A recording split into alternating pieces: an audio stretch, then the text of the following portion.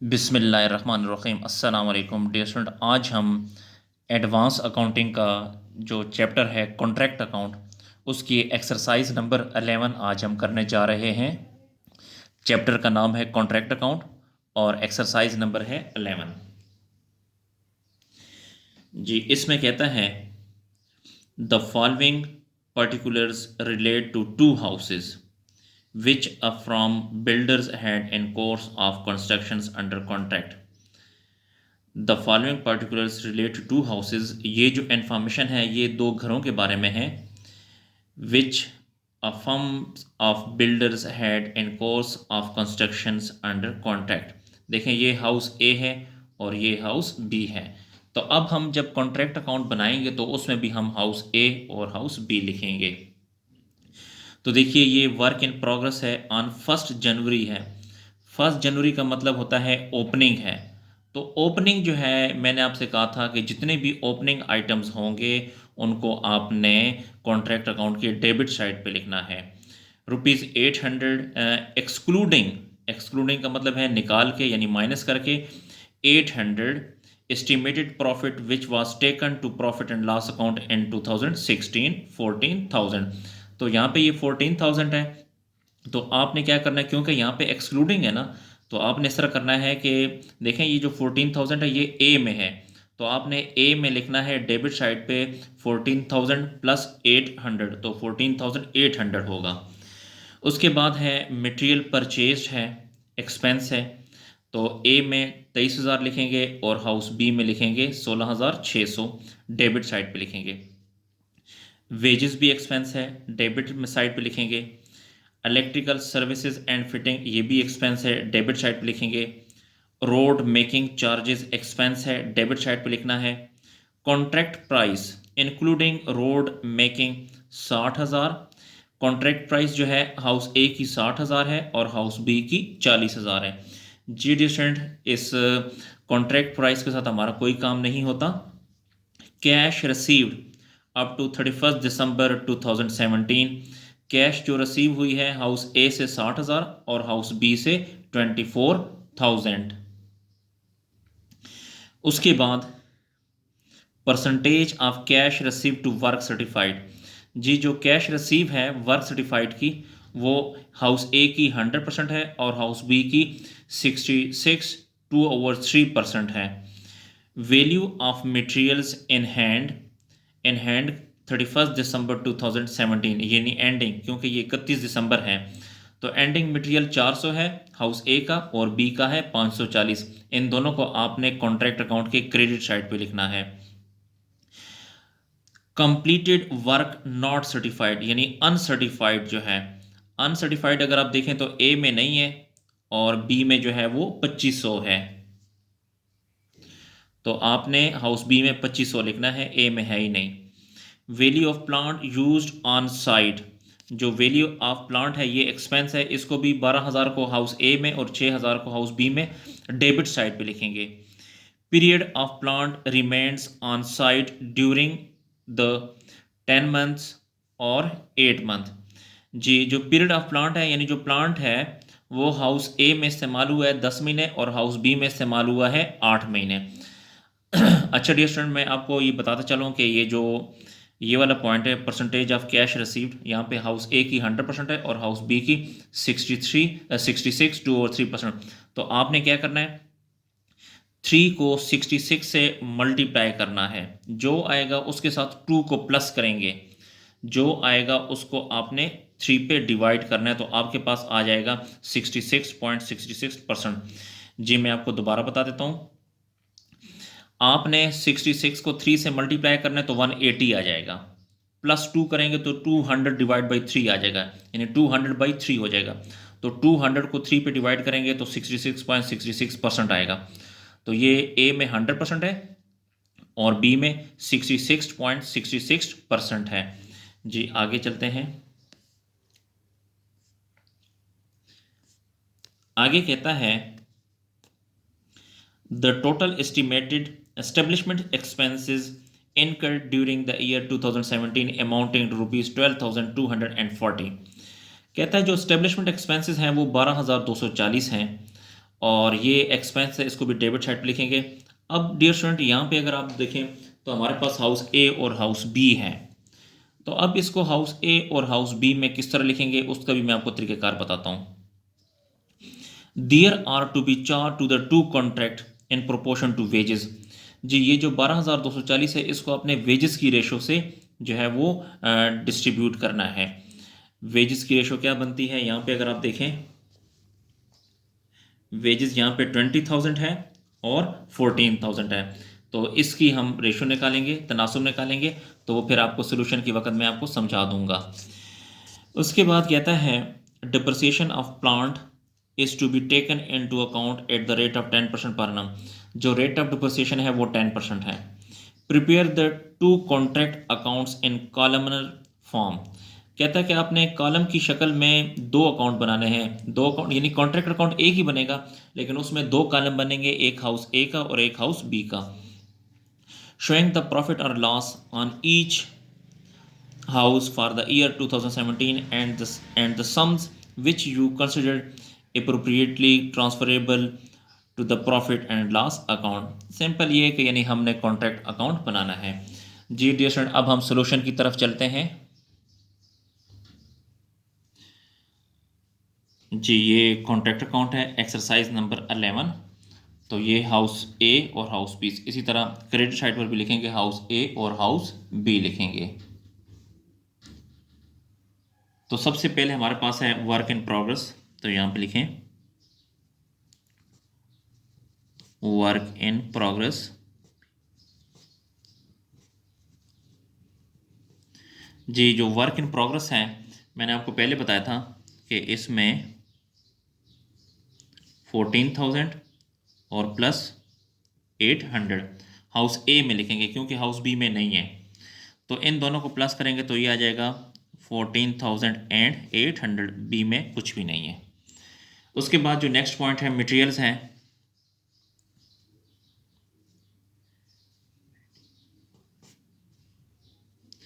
Materials house ए में है 23,000 और हाउस बी में है 16,600। इसी तरह वेजेस एक्सपेंस है, वेजेस जो है ए में है 20,000 और हाउस बी में है 14,000, तो यहाँ पे लिखेंगे 14,000। इसी तरह जो इलेक्ट्रिक सर्विसेज एंड फिटिंग है ये भी एक्सपेंस है, डेबिट साइड पे लिखें इलेक्ट्रिक सर्विसेज एंड फिटिंग है, ए में है 1400 और बी में है 300, बी में लिखेंगे 300। जी नेक्स्ट पॉइंट है रोड मेकिंग चार्जेस हैं, एक्सपेंस है, डेबिट साइड पे लिखें road making charges. Road making charges हैं, हाउस ए में है 8,000 और हाउस बी में कुछ नहीं है तो उसको खाली छोड़ देंगे। जी उसके बाद प्लांट है, प्लांट हाउस ए में इस्तेमाल हुआ है 12,000 का और बी में इस्तेमाल हुआ है 6,000 का। जी ये हुआ। इसके बाद है एस्टेब्लिशमेंट चार्जेस, ये भी एक्सपेंस है, तो यहाँ पे लिखें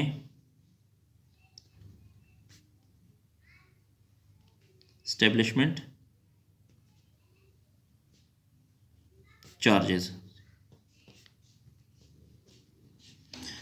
अब अगर आप देखें ये जो एस्टेब्लिशमेंट चार्जेस हैं ये टोटल है 12,240, 12,240। जी इसको आपने डिस्ट्रीब्यूट करना है वेजेस की रेशो से। तो अब मैं आपको इसकी थोड़ी सी वर्किंग बताना चाहूँगा, तो आप नीचे वर्किंग में आ जाएं।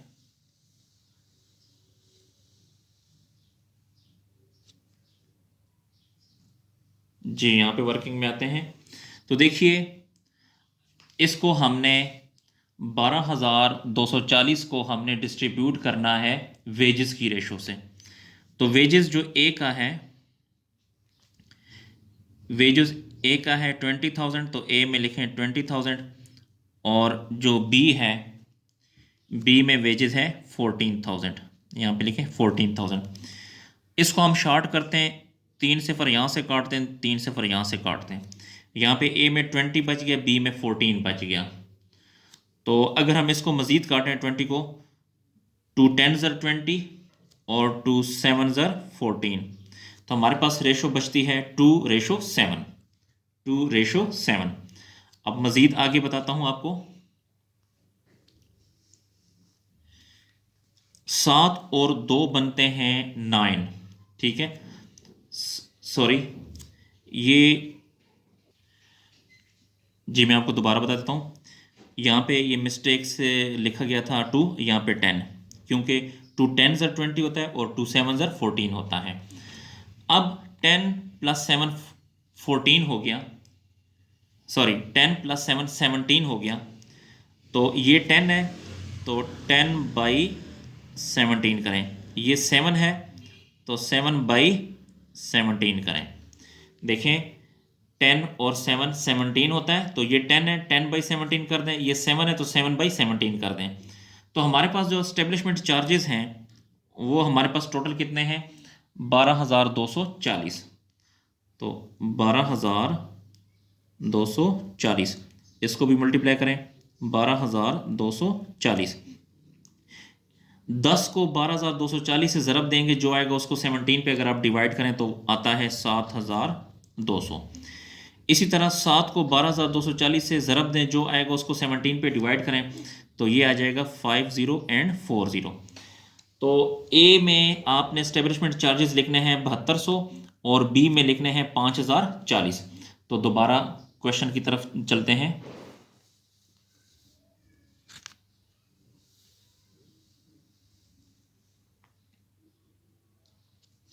जी एस्टेब्लिशमेंट चार्जेस ए में हम लिखेंगे 7200,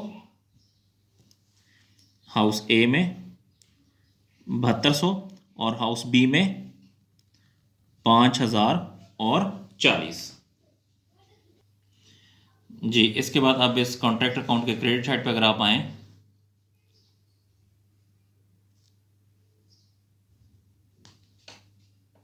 इस क्रेडिट साइड पे मटेरियल इन हैंड है, एंडिंग पॉइंट है, एंडिंग है, इसलिए आपने इसको क्रेडिट साइड पे लिखना है, मटेरियल इन हैंड। क्योंकि मैंने आपसे कहा था जितने भी एंडिंग आइटम होते हैं उनको आपने क्रेडिट साइड पे लिखना है कॉन्ट्रैक्ट अकाउंट के। तो ए में है 400 और बी में है 540। इसी तरह हमारे पास जो प्लांट है उस पर डिप्रिसिएशन 10% है। प्लांट पे जो डिप्रिसिएशन है वो 10% है। तो प्लांट की डिप्रिसिएशन निकालते हैं। जी तो पहले हम प्लांट ए लेते हैं, तो यहाँ पे लिखें प्लांट। प्लांट यहाँ पे देखें हाउस ए में कितना है, 12,000 है, तो यहाँ पे लिखेंगे 12,000, लेस करेंगे डिप्रिसिएशन।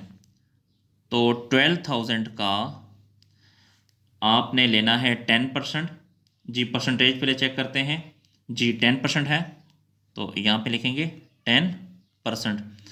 और ये कितने महीने का कॉन्ट्रैक्ट है, 10 मंथ का, तो 10/12 करेंगे तो इससे आ जाएगा 1000 आ जाएगा, ये 1000। जी मैं आपको दोबारा बता देता हूँ, हमारे पास प्लांट ए का 12,000 है, तो 12,000 का रेट ऑफ डिप्रिसिएशन कितना है, 10% है। और जो प्लांट ए है, जो प्लांट ए हाउस में कितना अर्सा इस्तेमाल हुआ है, 10 मंथ, तो 10/12 करेंगे तो इससे 1000 आ जाएगा। तो 12,000 में से माइनस करेंगे 1000 को, तो ये आ जाएगा 11,000। तो हाउस ए में लिखें 11,000। जी अब हम प्लांट बी का, तो बी में अगर आप देखें तो ये 6,000 है, तो यहाँ पे लिखें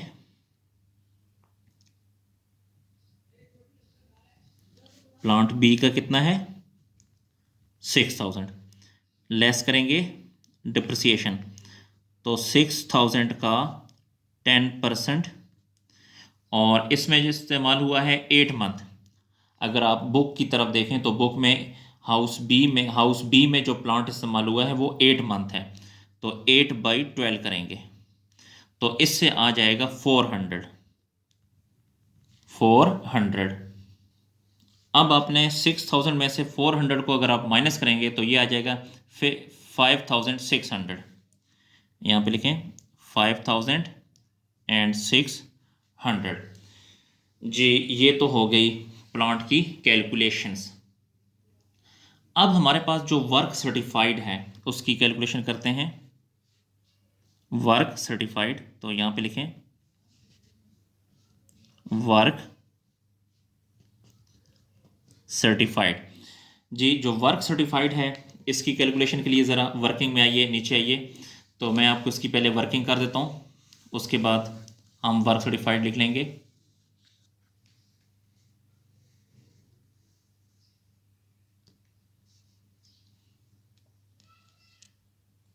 जी, वर्क सर्टिफाइड जो ए की है और इसी तरह बी की,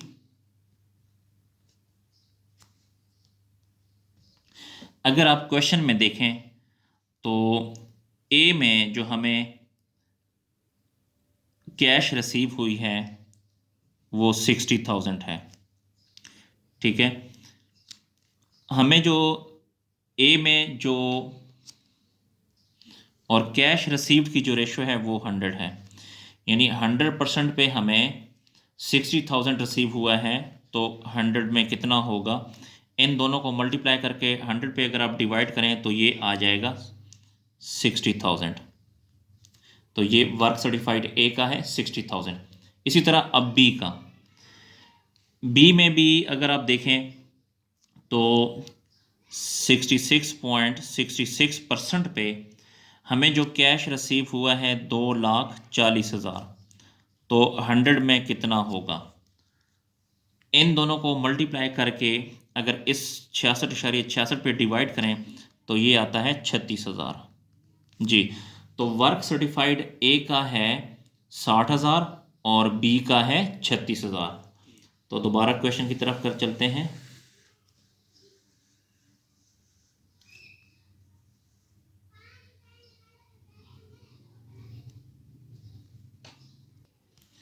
तो वर्क सर्टिफाइड जो ए का है वो है 60,000 और बी का है 36,000। इसी तरह वर्क अनसर्टिफाइड जो है, वर्क अनसर्टिफाइड ए में नहीं है और बी में है 2500। जी, अब आपने इसकी कैलकुलेशंस करनी है।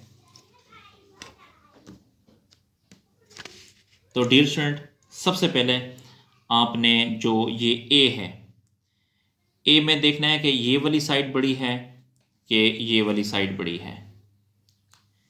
ये ए का कॉलम है और ये भी ए का कॉलम है, देखना है कि ये वाली साइड बड़ी है या कि ये वाली साइड बड़ी है। तो डियर स्टूडेंट, अगर आप देखें तो इसकी ये वाली साइड बड़ी है, ए वाली, तो इनको अगर आप प्लस करें 14,800 plus 23,000 plus 20,000 plus 1,400 plus 8,000 plus 12,000 और प्लस 7,200, तो ये बनता है 86,400।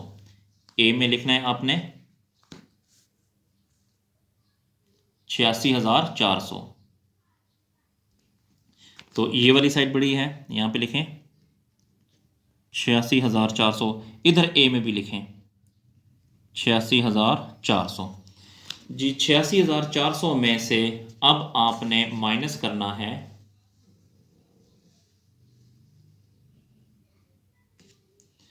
ये 400 भी माइनस करेंगे, यानी 86,400 में से ये 400 भी माइनस करें, 11,000 भी माइनस करें और 60,000 भी माइनस करें, तो बाकी जो अमाउंट आपके पास बचती है वो 15,000 बचती है। तो यहाँ पे लिखेंगे 15,000। जी, इसे आपने कहना है प्रॉफिट एंड लॉस। क्या कहेंगे? Profit and loss. जी डियर स्टूडेंट, आपको एक बात बताता चलूँ कि जब भी बैलेंस इस साइड पर आएगा तो ये लॉस होता है, अगर बैलेंस इस साइड पर है तो वो प्रॉफिट होता है। यहाँ पे अगर आप बैलेंस आए तो इसको हम आगे भी लेकर जाते हैं सेकंड पोर्शन में, लेकिन अगर बैलेंस इस साइड पर आ जाए तो ये नुकसान है, इसको आपने यहीं पे छोड़ देना है। उसके बाद अब आपने ये देखना है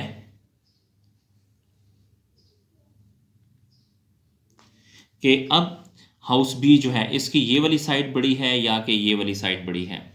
तो डियर स्टूडेंट, इसकी इस दफ़ा ये वाली साइड बड़ी है, तो इनको आप प्लस करें। 540 जमा 5600 जमा 36,000 और जमा 2500, तो ये बनता है 44,640।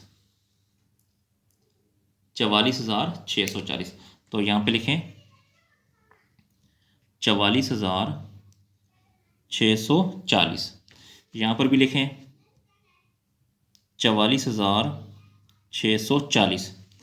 अब इसमें से 44,640 में से अब आप माइनस करें 16,600 माइनस 14,000 माइनस 300 माइनस 6,000 और माइनस 50 40, तो आपके पास बैलेंस बचता है 2700।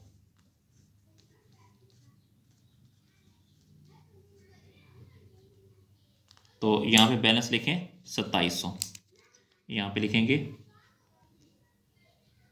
2700। इससे आपने प्रॉफिट कहना है प्रॉफिट। ये जो 2700 देखें ये बी में है, तो इसको उठा के बी में ही लिखना है, यहाँ पे लिखना है, तो यहाँ पे लिखें प्रॉफिट, बी में लिखेंगे 2700, यहाँ पर भी लिखें 2700। इसी तरह यही 2700 इस बी में भी लिखेंगे। ये 2700 यहां पर भी लिखेंगे और यहां पे लिखेंगे प्रॉफिट एंड लॉस अकाउंट,